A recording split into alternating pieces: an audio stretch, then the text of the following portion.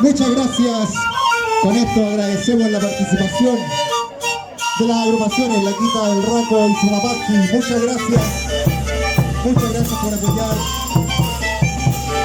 esta ceremonia que está ligada también con la Cruz de Mayo, está ligada con los pueblos originarios, con la cosmovisión y con la representación y la valoración que se tiene con el himno único